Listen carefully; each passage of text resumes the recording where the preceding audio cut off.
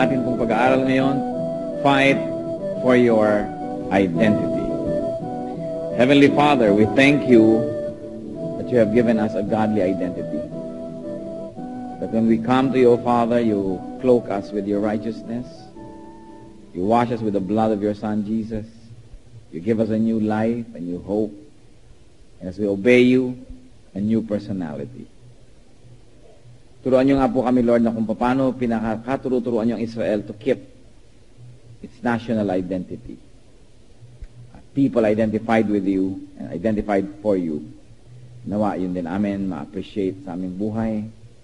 Yung identity, Lord, na binibigay mo po sa amin, maingatan. Teach us, Father. Through the story in the Bible, through the many events, lead us and guide us. Be our speaker, please.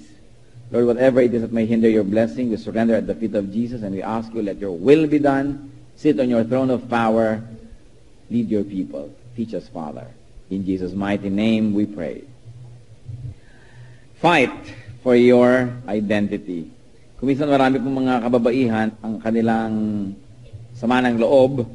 Noon daw nag-asawa sila, nawala na sila ng identity.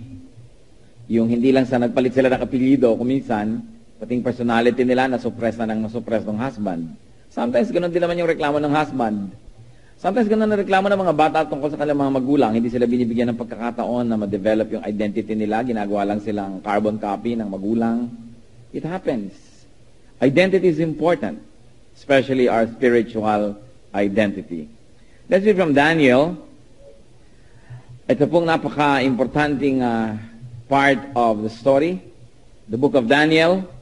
In the 3rd year of the reign of Jehoiakim, king of Judah, Nebuchadnezzar, king of Babylon, and we're reading from chapter 1, verses 1 to 20, came to Jerusalem and besieged it.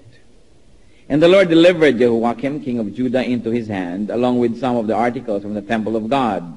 This he carried off to the temple of his God in Babylonia, and put in the treasure house of his God. Then the king ordered Aspenaz, chief of his court officials, to bring in some of the Israelites from the royal family and nobility, young men without any physical defect, handsome, showing aptitude for every kind of learning, well-informed, quick to understand, and qualified to serve in the king's palace. He was to teach them the language and literature of the Babylonians. The king assigned them a daily amount of food and wine from the king's table. They were to be trained for 3 years, and after that they were to enter the king's service. Among these were some from Judah, Daniel, Hananiah, Mishael, and Azariah. The chief official gave them new names. To Daniel, the name Belteshazzar. To Hananiah, Shadrach. To Mishael, Meshach. And to Azariah, Abednego. But Daniel resolved not to defile himself with the royal food and wine, and he asked the chief official for permission not to defile himself this way. Now God had caused the official to show favor and sympathy to Daniel. But the official told Daniel, I am afraid of my lord the king, who has assigned your food and drink. Why should he see you looking worse than the other young men your age? The king would then have my head because of you. Daniel then said to the guard whom the chief official had appointed over Daniel, Hananiah, Mishael, and Azariah, please test your servants for 10 days. Give us nothing but vegetables to eat and water to drink. Then compare our appearance with that of the young men who eat the royal food, and treat your servants in accordance with what you see. So he agreed to this and tested them for 10 days. At the end of the 10 days, they looked healthier and better nourished than any of the young men who ate the royal food. So the guard took away their choice food and wine, and they were to drink, and gave them vegetables instead. To these 4 young men, God gave knowledge and understanding of all kinds of literature and learning. And Daniel could understand visions and dreams of all kinds. At the end of the time set by the king to bring them in, the chief official presented them to Nebuchadnezzar.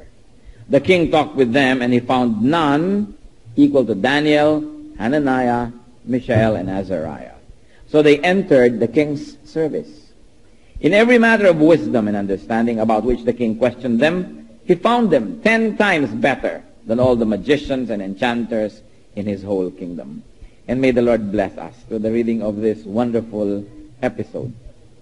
So fight for your identity. Let's take a look at the case of Daniel, Shadrach, Meshach, and Abednego. What was their identity? Sino ba sila? We know that they were from Judah, God's kingdom. Sinakop ng Babylon ang kanilang bayan at sila ay binihag. Pero ang alam natin, they were from Judah, they were of royal blood. They were young, handsome and healthy, intelligent, well-informed, in other words, qualified to serve the king of Babylon. Ang ginawa po ng hari ng Babylon, matapos niyang lupigin ang bayan na ito ng Diyos, kinuha niya yung mga kayamanan ng templo ng Diyos at dinala niya sa templo ng kanyang Diyos-Diyosan, at hindi lang yun, sapat pa.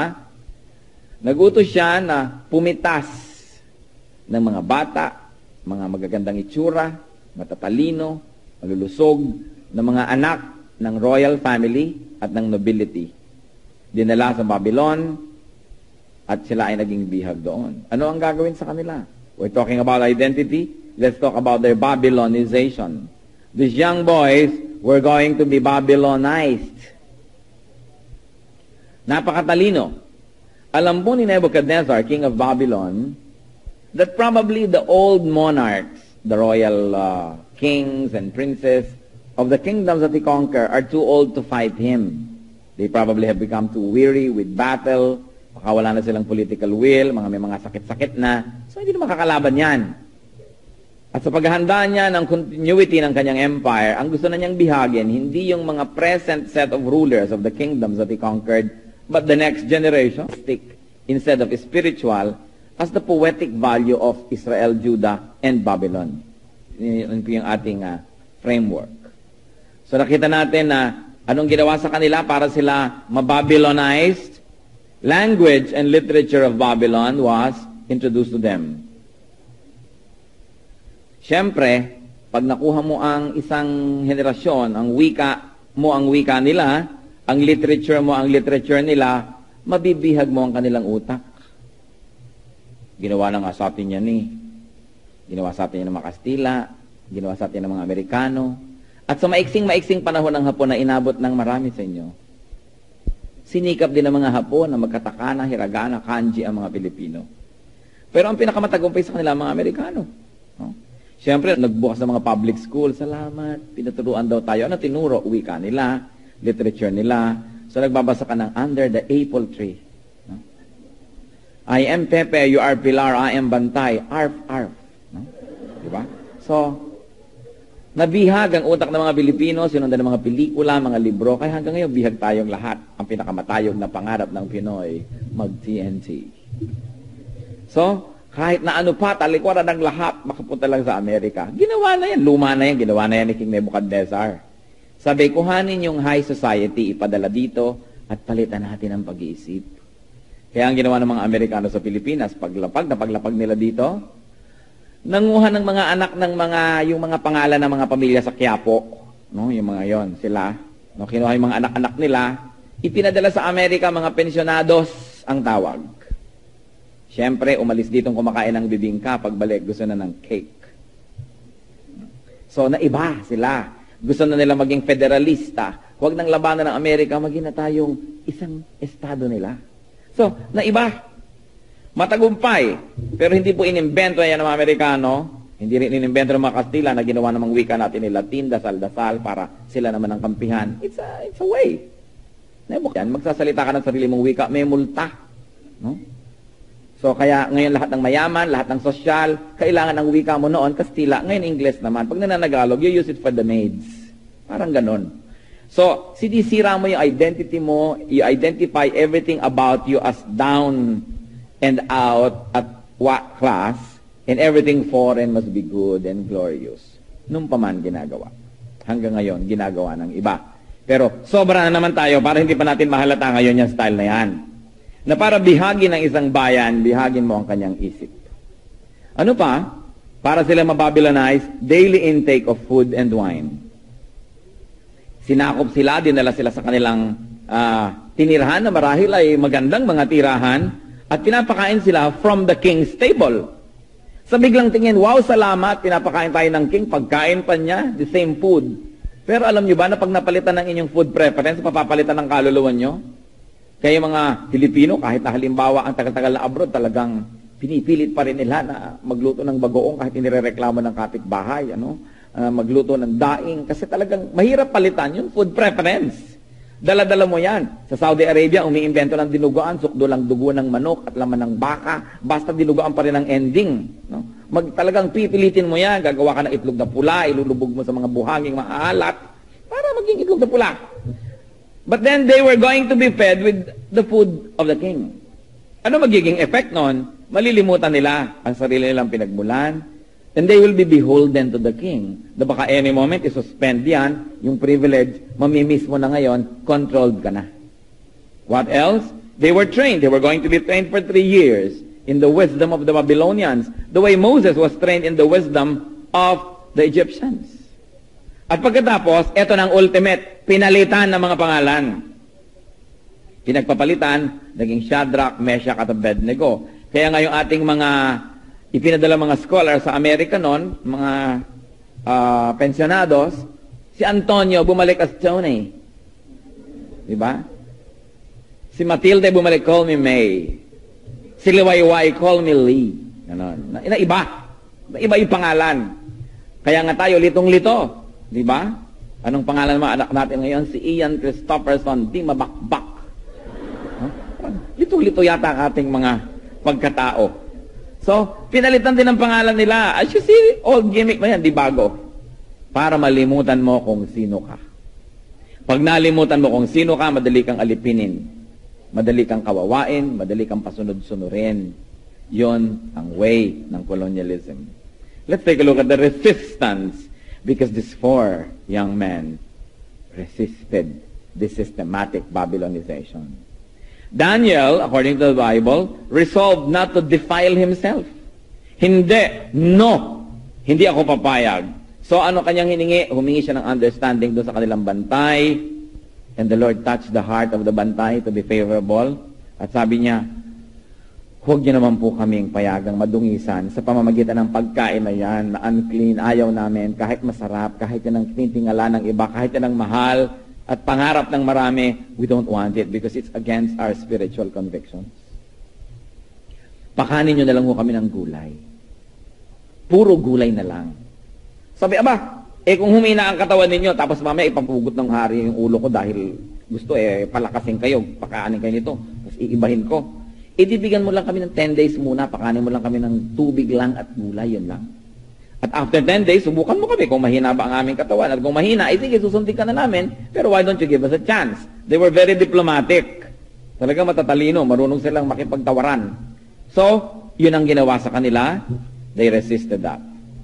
At ano ang naging victory? Because of the resistance, there was, of course, victory. After 10 days, they were healthier and better nourished than all others, na kumakain ng siguro mga taba, mga kung ano-anong mga fatty foods, mga food for the gods, no? Mga masasarap na yun pala ay hindi mabuti sa kanilang katawan. And when the king asked that they be tested, the king found them 10 times, not only physically but also intellectually better than everyone else. Dahil sabi sa verse 17, God gave them knowledge and understanding.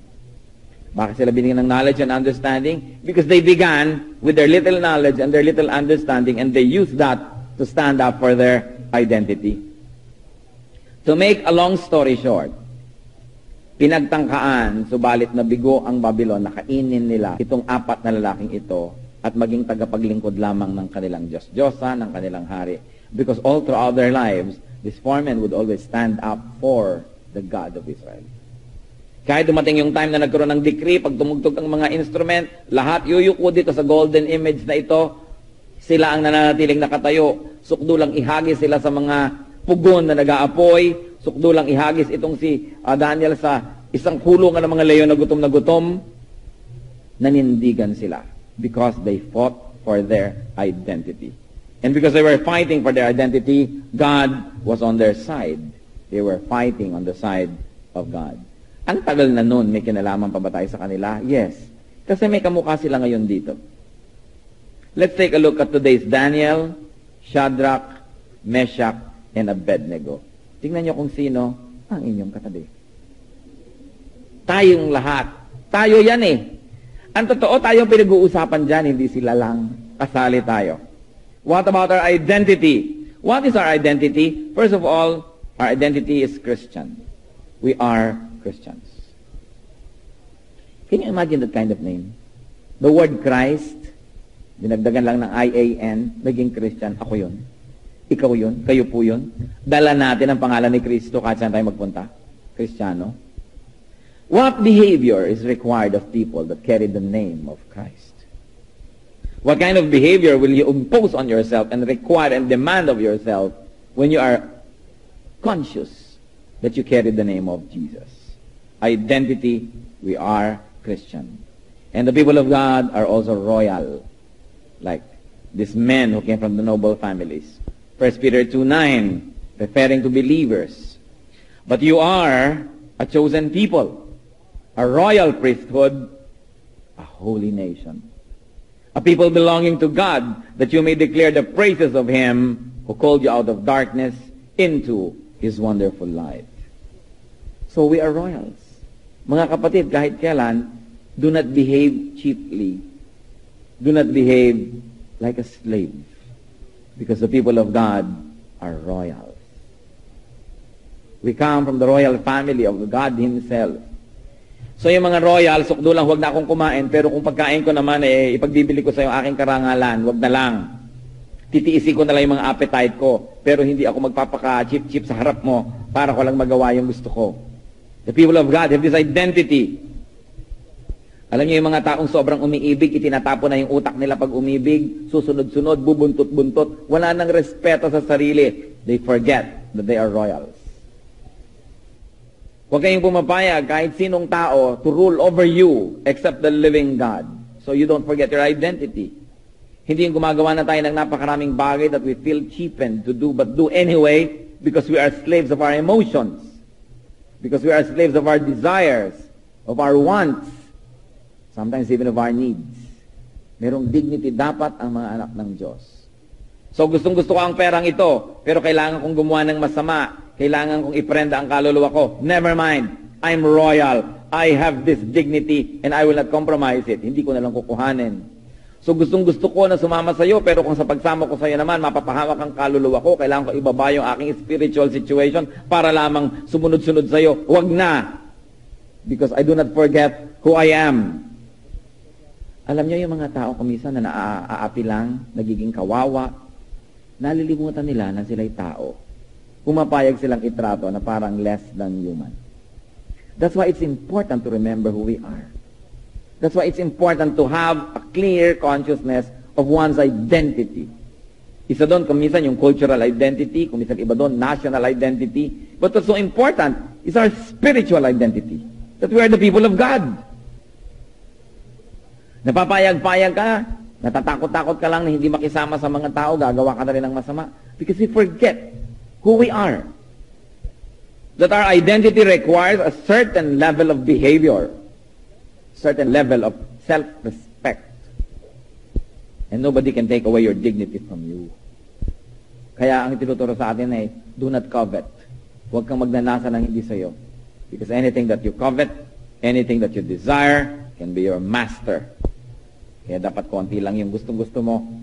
Kasi pag gustong-gusto natin ay isang bagay, tulad din ng pag gustong-gusto natin ay isang tao, willing na tayong magpabusabos. And the people of God, hindi bagay yun. Kaya kung meron sa inyong inaapi-api kayo ng nobyo nyo, bubuntot-buntot kayo, hindi bagay sa akin ito. Diba? Sabi sa'yo ng nobyo mo, kung talagang mahal mo ako, sumama ka sa akin sa likod ng puno ng pakiling. Ano? Bakit ako lapunta sa puno? Ano ko, bulate? Diba? Kailangan ko ng dignity. I'm a child of God. Pagka lumalagay tayo sa lugar, tinatandaan natin kung sino tayo, mas lumilinaw ang mga bagay. But many people, of course, are constantly being bombarded by Satan to be deceived as to their identity. Na ganito lang ako, pangit lang ako, kung hindi pa ako papayag dito, wala nang ibang magtsaga sa akin.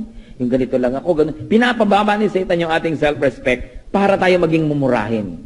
Para pumayag tayong ganyan na lang ng ganyan. Compared to the never-ending line of eternity. And of course, we like to be poetic about that. that one of the meanings of being young is there is so much to learn. And in that case, we are very young.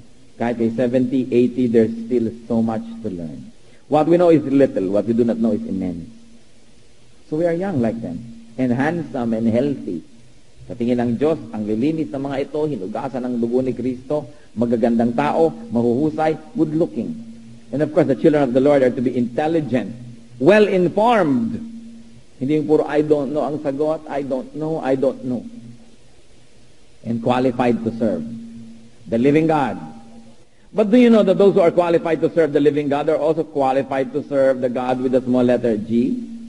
That these young men from Judah were qualified to serve their king, but they were also qualified to serve the king of Babylon.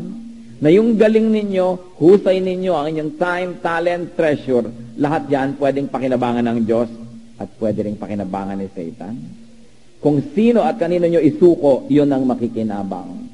So ang tanong, kung kilala natin ang ating identity, therefore alam natin kung sino nagbibigay sa atin ng ating talent, ng ating treasure, ng ating lahat ng mga assets, therefore alam din natin kung kanino dapat isinusuko at kanino ipinapagamit. Many people, because they don't have a clear sense of identity, mistakenly offer all of their assets and talent to the altar of Satan instead of to the altar of God. Kaya mahalaga yung identity. There was an attempt to Babylonize them. Sa atin meron ba? Meron bang Babylonization sa atin ngayon? Yes. In terms of language and literature, yes. And I don't only mean political, like Latin, like Spanish, like English, like Japanese, no. But now, the more abstract language and literature of the world. Na merong attempt si Satan na ibahin ang ating language and literature. Ilayo tayo from biblical truth at gawing very attractive yung mga hindi biblical. And 99% ng mga literature na very unbiblical ang laman, very attractive. Very well made. Very well crafted. Glossy. Beautiful. Beautiful photographs. Ang ganda-ganda ng gawa. Bakit ganon? Ang mga publication ng mga Kristiyano, ini-imprenta na lamang sa tercera klaseng papel, ini-stapler ng mga stapler na may mga kalakalawang pa yata. Hindi magaganda. Hindi masasarap basahin. Gagawa ko minsan ng mga pelikula, mga play, corny. No? Parang baduy. Bakit hindi ba paganda yung production? Pagkatapos yung mga production ng mga para sa mga sanlibutan, ang gaganda. Ginagastahan, nagiging attractive tuloy. Pero there is a very conscious attempt of this world system to change our language and our sense of literature. Tayo mga Kristiyano. Not only literally, not physically, but also in a deeper way. So ano bang language natin? Is it the language of God or the language of the world? Meaning, yung bang mali sa Diyos, mali pa rin sa language natin o nagiging tama dahil tama sa language ng world? Yung mga kung ano-anong mga ini-invento mga teorya ngayon, yung mga sobrang concept ng tolerance, ng mga political correctness, sometimes it's already moral wrongness na. Para ka lang maging politically correct, morally wrong ka na. This is what I mean, language of the times. Naiiba. What used to be called sin, ngayon ay tinatawag lang na alternative lifestyle. Parang naiiba yung language. Nawawala na yung sakit, yung pakla, yung hapdi ng kasalanan. Nasa-sanitize ng lahat because of a change of language. When you see a spade, as they say, call it a spade. Sin is sin. Hindi tayo dapat napapadala. What else are the attempts of the world to Babylonize us? Our daily intake of food and wine. Not only physical. What is the food that we give our brain? Ano ba ating napapanood? Anong ating nakikita? Anong ating nababasa? Anong ating nadidinig? 99.999999% worldly.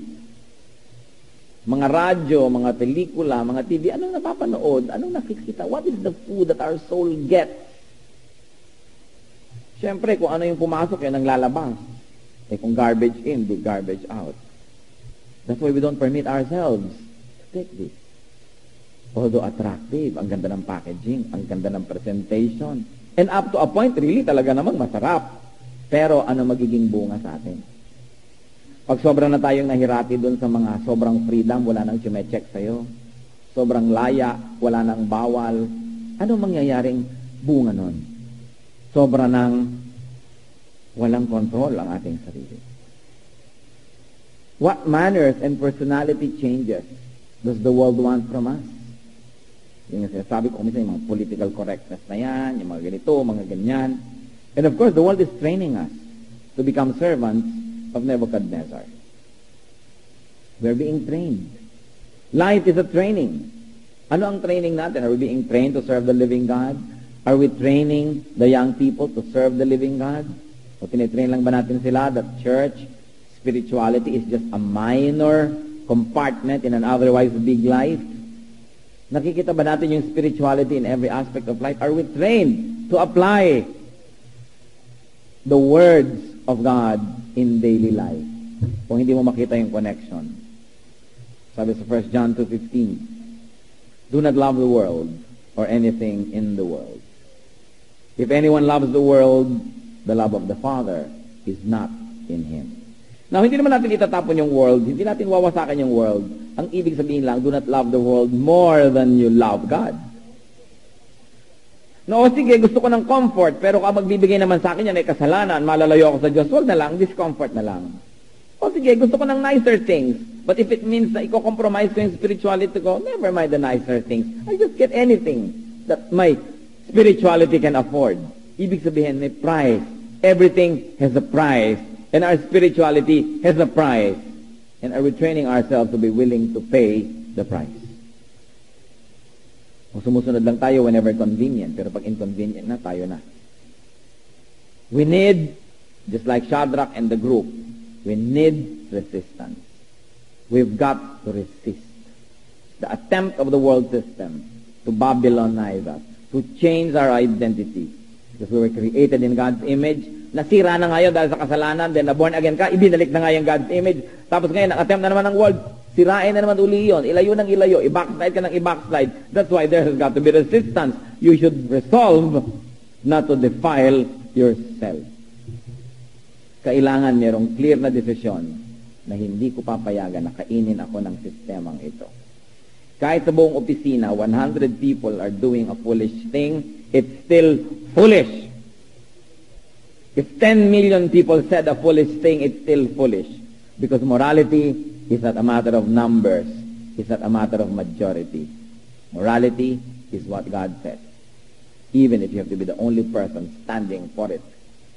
Christians have to make a stand. Because you will realize soon, much sooner than you'll expect, that you are not alone. But there are many other Christians who are also making a stand. And that more than that, God is making a stand with us. That we're standing on the side of God. Napakahalaga po. Kasi sobrang secularized talaga yung society. Wala nang bawal ngayon, wala nang masama. Relative na yan. Pati nga kagandahan, it's relative. Morality, relative. Wala nang absolute.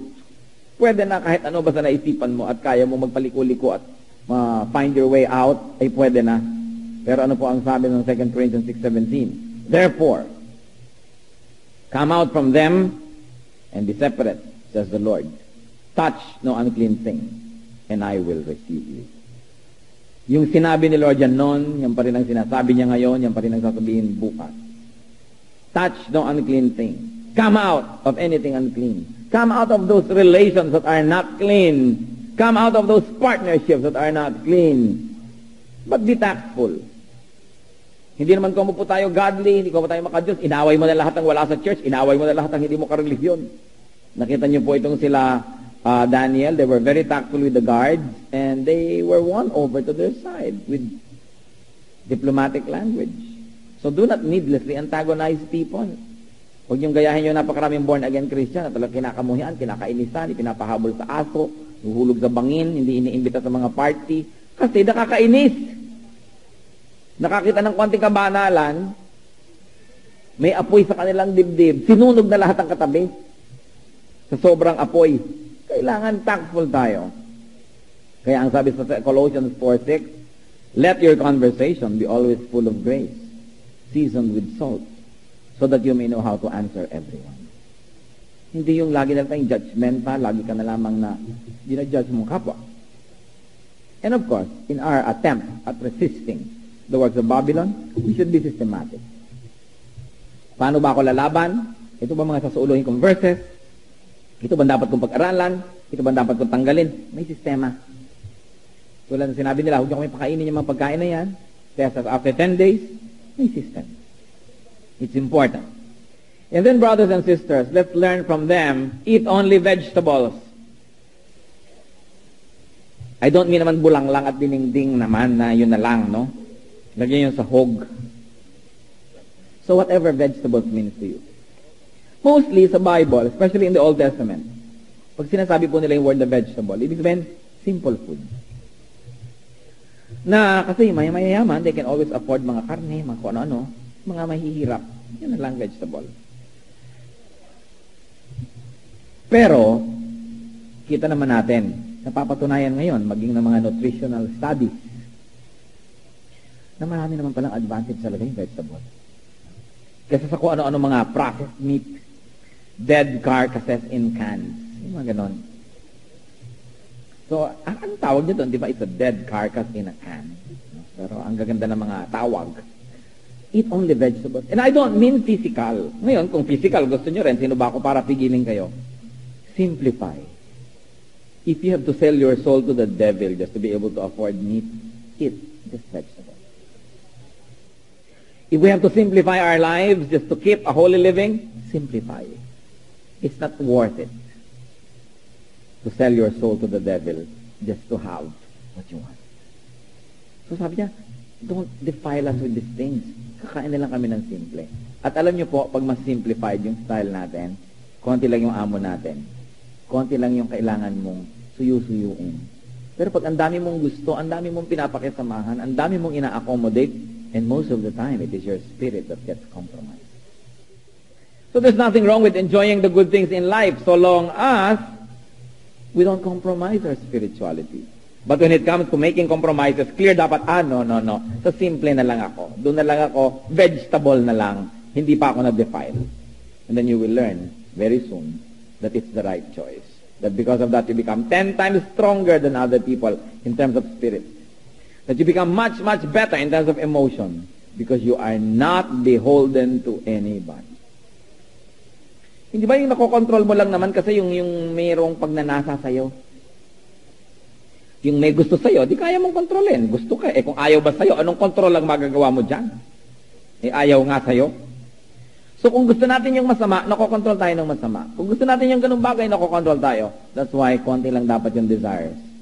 At hindi dapat napaka-passionate ng mga desires to the point that we lose track of what is right. So we keep our emotions, we keep our desires under check.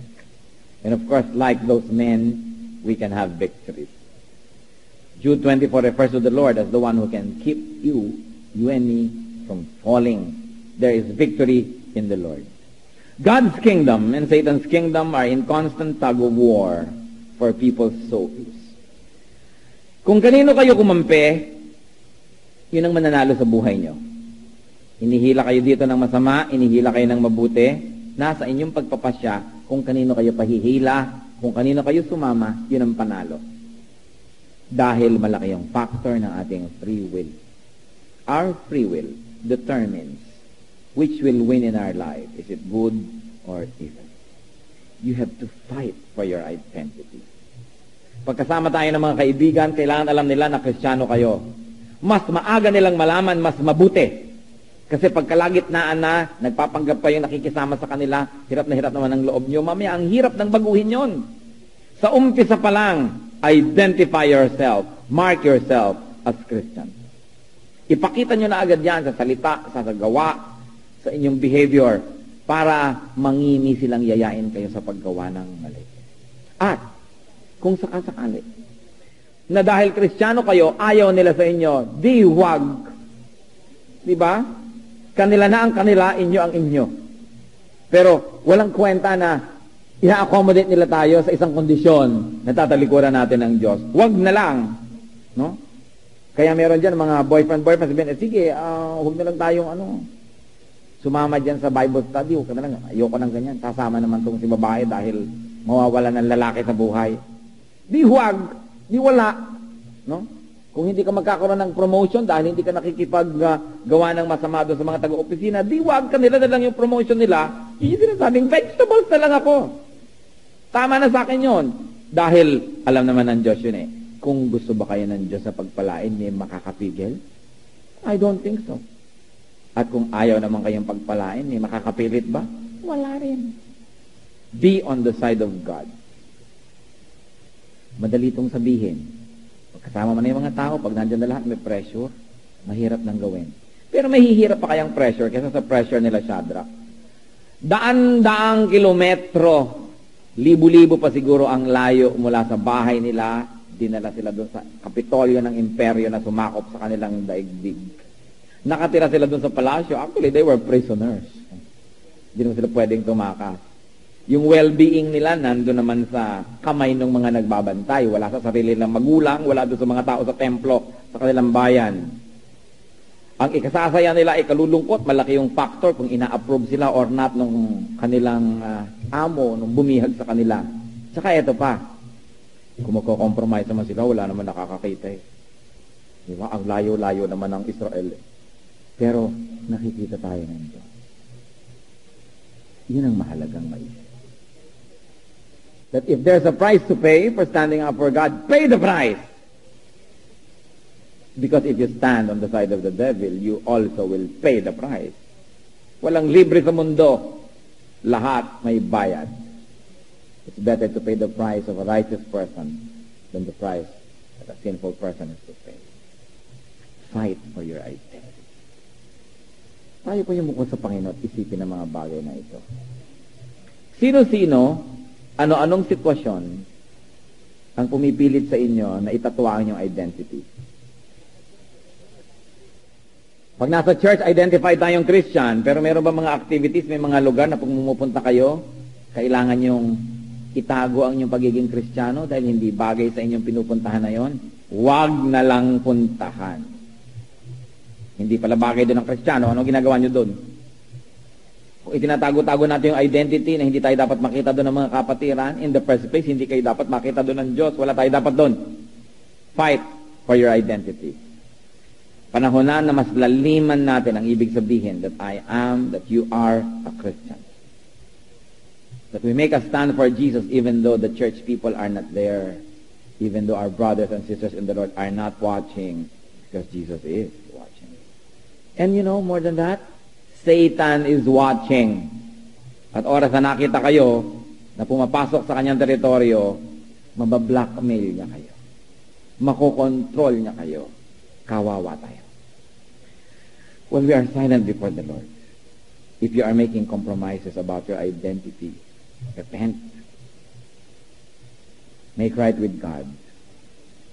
At kung tayo naman, hindi natin kinakailangan gawin yun, magkakaroon tayo ng victorious stand for our identity. Thank God and pray that you will not fall.